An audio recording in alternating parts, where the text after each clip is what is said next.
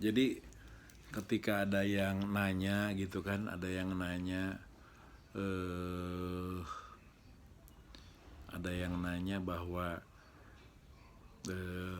udahlah gitu kan, bergerak saja gitu kan. Saya bilang cobalah kita lebih fokus di soal kesehatan, di soal perekonomian supaya nggak ambruk gitu kan. Saya bilang bahwa eh, apa namanya, itu lebih penting gitu saat ini karena corona dan covid itu nyata gitu kan. Dan soal bergerak itu juga sesungguhnya tidak sesederhana itu gitu kan. Jadi eh, kalau kita ingat gitu kan, yang jangan jauh-jauh lah dari tahun 80-an aja, tahun 74 itu gerakan mahasiswa tuh meletus gitu kan, meledos, korbannya banyak, kebakaran apa segala macem. Ya sebagai peringatan gitu, tapi tidak jadi apa-apa kor.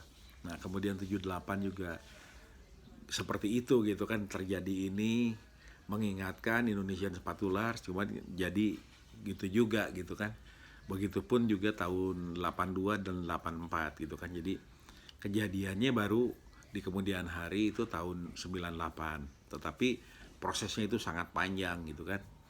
Dan ketika itu juga korbannya itu ada Marsina di situ, di Jawa Timur gitu kan, ada Kedung Ombo, ada yang bela petani gitu kan, ada yang bela pertanahan, ada yang bela buruh dan banyak lah. Nah itu adalah dulu ketika rejimnya betul-betul memang ditaruhin bupati gitu kan, wali kota itu ditaruh benar-benar tentara di situ gitu kan, kalau mau ingat gitu kan, zaman itu. Sehingga waktu itu kita pikirin gitu kan, ini harus digocek itu dalam artian tidak boleh ada rejim yang sedemikian apa namanya, bisa langsung main tunjuk sampai ke semuanya gitu kan. Nah sekarang sudah terjadi pilkada di mana-mana, baik gubernur maupun wali kota atau bupati. Kejadiannya apa? Karena seperti itu koordinasi menjadi longgar, masing-masing merasa dipilih oleh masyarakatnya gitu kan. Presiden dipilih oleh rakyat Indonesia, gubernur oleh provinsinya, wali kota dan bupati oleh kabupaten dan kotanya gitu kan, masing-masing punya dignity. Jadi itulah yang menyebabkan sekarang tidak seragam, tidak sama gitu kan, tetapi ini adalah dinamika bagian daripada sejarah perjalanan tadi. Nah, kalau kita lihat Indonesia ini gitu kan lebih lebih tajam. Di Aceh saja itu kalau kita lihat yang sebelah utara, barat sama di tengah yang dekat ke arah Sumatera Utara itu beda tuh, beda dialeknya ininya gitu kan. Makanya Aceh gitu kan, Arab, Cina, Eropa, Hindia gitu kan. Nah, tetapi sebenarnya banyak Melayunya juga di situ, mirip-mirip Melayu lah gitu kan. Tapi yang ini disampaikan itu adalah keberagaman bersatu di sana, dan di sana apa namanya, Muslim gitu kan, Nangru, Aceh Darussalam. Tapi ini khas dan ini besar gitu kan di sana. Turun ke Sumatera Utara itu juga kalau bicara orangnya antara yang Melayu, kemudian yang dari Jawa gitu kan, yang sudah lama di sana, kemudian yang Tapanuli sendiri gitu kan, ini beda lagi masing-masing. Tapi juga seperti itu dah, artinya mereka rukun gitu kan dan kompak-kompak saja. Tapi kalau dilihat detail itu nggak juga homogen itu, tetapi mereka bersatu. Kemudian turun Jambi, kemudian Pekan Riau, kemudian Sumatera Utara, Minang. Ini memang Melayu, tapi stylenya kalau dilihat itu nggak sama juga gitu kan. Artinya mereka punya ciri khas.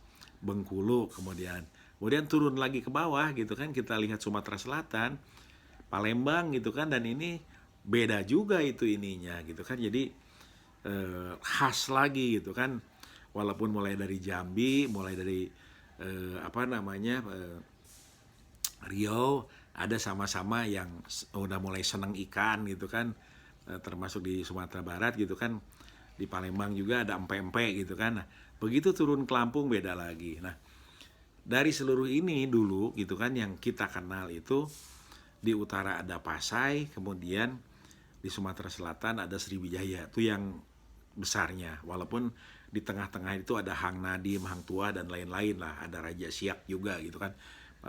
Tuan apa namanya? Tuan Haji apa gitu kan, itu besar juga gitu kan. Tapi yang ini disampaikan Sumatera saja sudah beragam.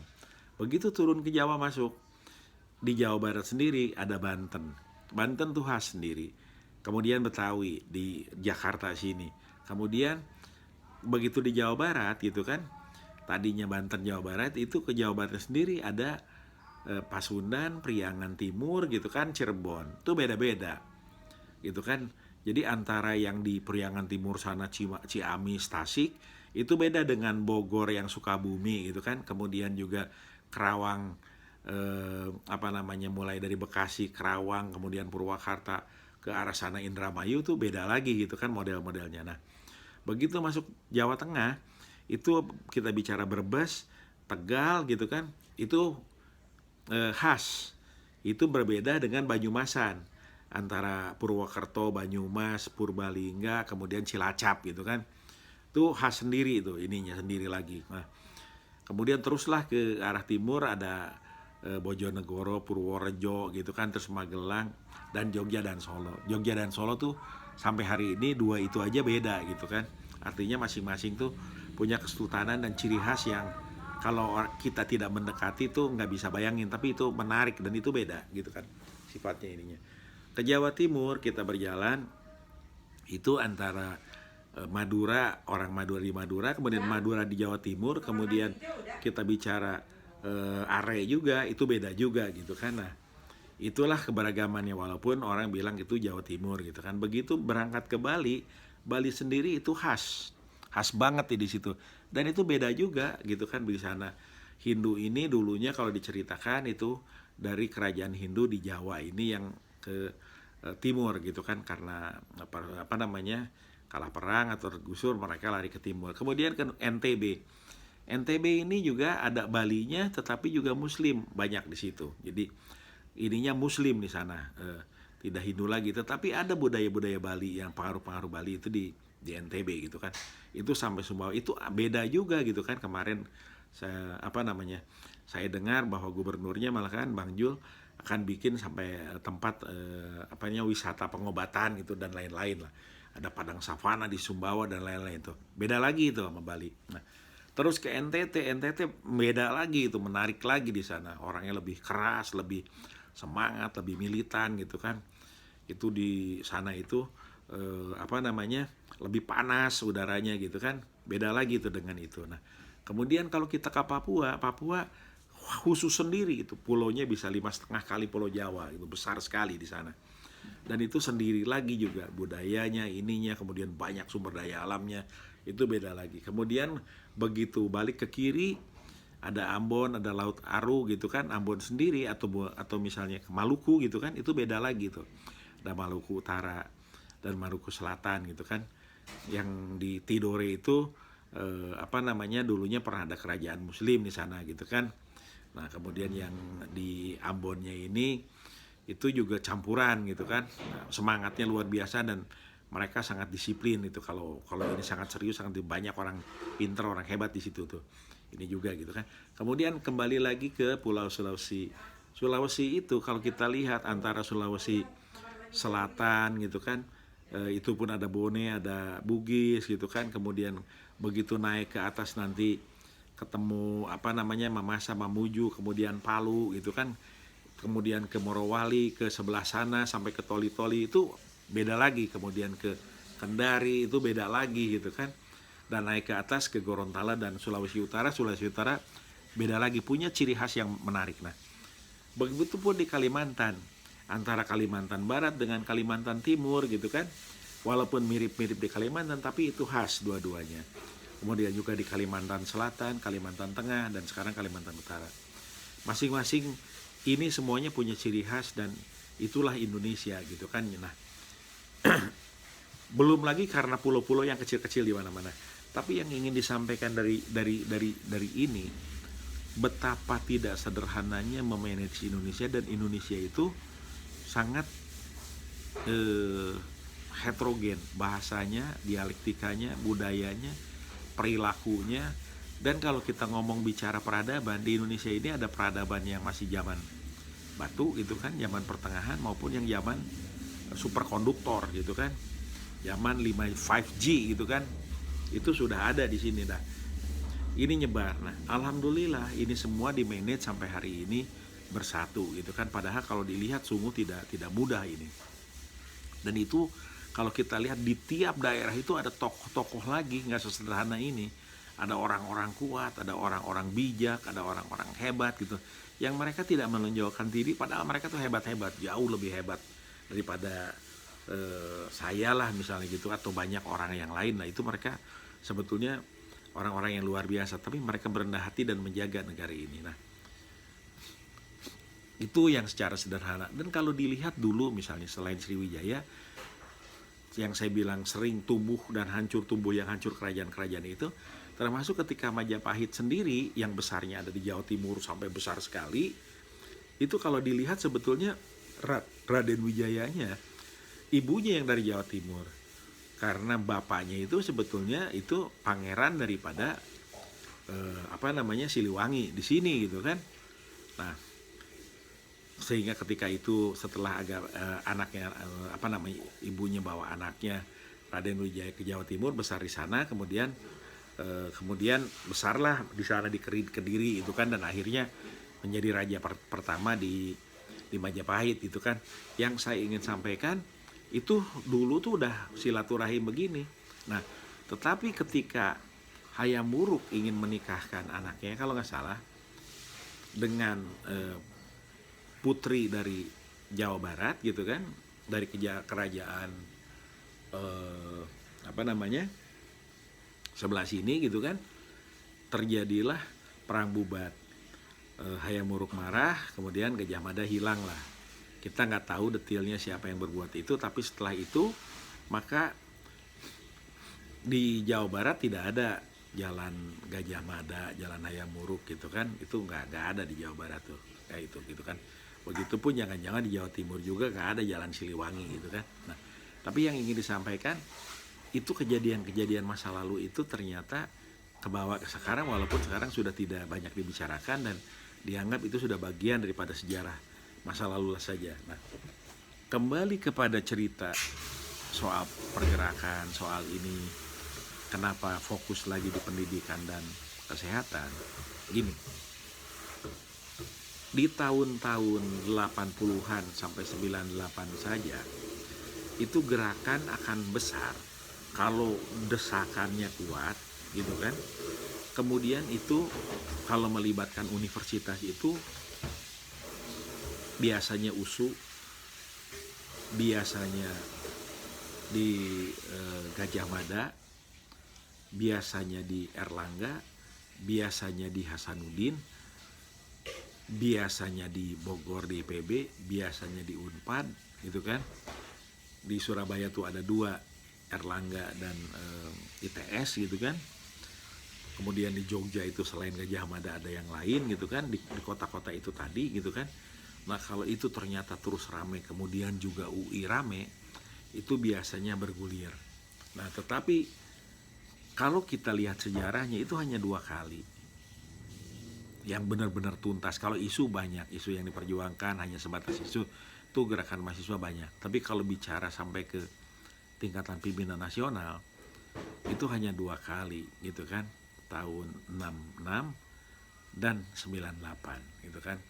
Selebihnya itu adalah bukan gerakan mahasiswa dalam artian benturan sama rejim gitu kan, tapi lebih kepada gerakan mahasiswa atau aktivis itu berbasiskan kepada isu-isu aja gitu kan. Isu apa aja lah, apakah BBM, apakah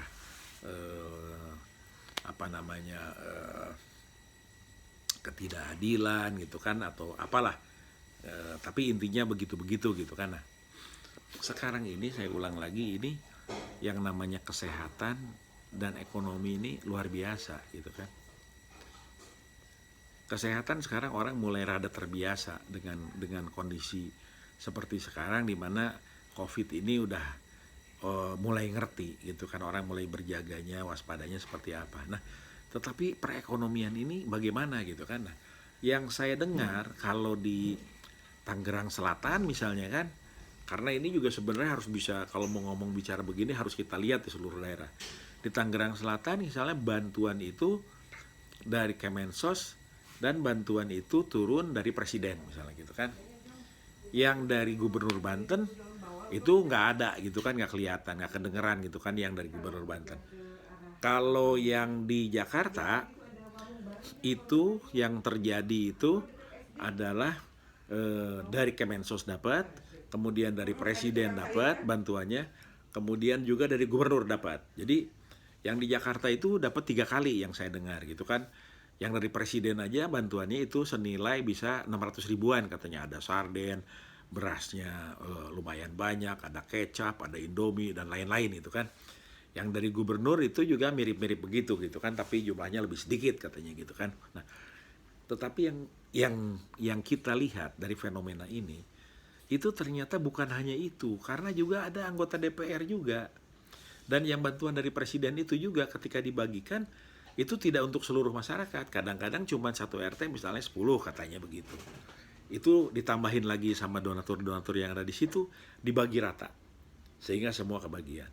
Nah, yang dari Kemensos juga itu modelnya ada begitu juga, begitu dilihat oh ternyata yang membutuhkan lebih banyak, dibagi rata oleh RT-RT dan RW-nya. Berarti mereka ini sebenarnya sungguh bekerja gitu kan dalam konteks seperti itunya gitu kan. Nah, terus kemudian kalau kita lihat sekarang kondisi ini lebih detail lagi gitu kan, lebih terbuka, lebih membacanya lebih dalam, itu sebetulnya kalau tanpa gotong royong dan bantuan yang seperti ini, seperti tadi juga, seperti saya juga tadi pagi gitu kan, jalan ke depan, itu ternyata di depan itu digantung gitu kan, ke RW di tempat saya gitu kan, dan lingkungan sini gitu kan, itu silakan ambil bagi yang membutuhkan. Jadi beras itu dibagi untuk orang-orang yang membutuhkan gitu kan.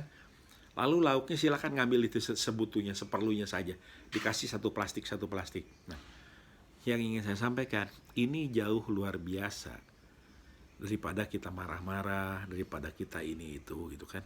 Kalau hanya untuk marah tanpa detil. Nah, tetapi misalnya saya sangat setuju juga ketika kita misalnya melihat, karena berdasarkan setelah kejadian 65 itu Freeport dibuka dan tambang dibuka itu. Kemudian berbagai macam hal dibuka itu untuk perusahaan asing. Padahal ingat VOC pun dulu begitu awalnya kan, kalau diingat-ingat gitu kan. Kemudian juga ketika 98 ada kerusuhan rekayasa yang gagal gitu kan, karena masyarakat nggak ikut gitu kan, mahasiswa tidak ikut gitu kan, kebakaran di mana-mana, berbagai kejadian, nggak ada yang pernah tahu siapa yang tanggung jawab gitu kan. Tapi setelah itu apa yang terjadi? Yang terjadi adalah 650 triliun bobol.